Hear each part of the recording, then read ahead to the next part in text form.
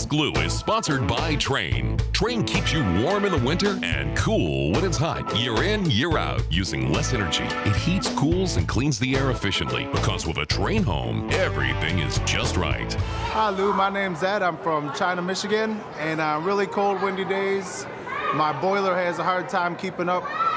Sometimes I gotta run the fireplace also to make sure I maintain 70 degrees. My question is, how do I tell if it's a lack of insulation issue or a boiler performance issue?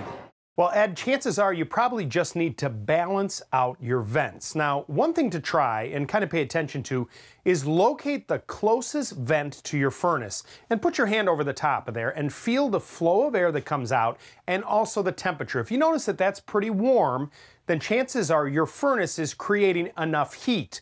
But the way you get more heat to other rooms is by closing those vents a little bit to force more pressure into the rooms that are further away from the furnace.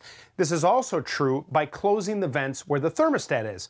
So say your thermostat is in a hallway or a dining room, by closing those vents, say 90%, that will cause your furnace to run a little bit longer and make the house more comfortable throughout.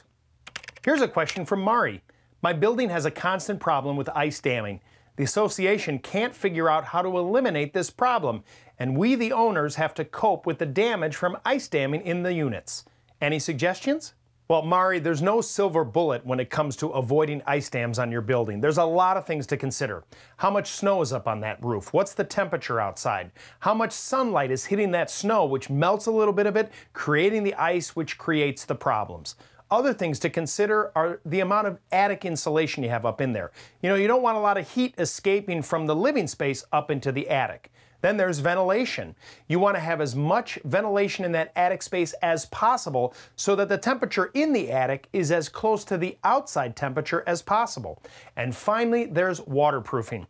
You know, there are products that can go underneath the shingle that adhere to the roof deck so that if ice gets underneath those shingles, it doesn't enter into your home. Now, this is something that a qualified roofing contractor can help you with. And by considering all these different aspects, you can limit the formation of ice damming on your building. For more information, check out our website at HouseSmartsTV.com.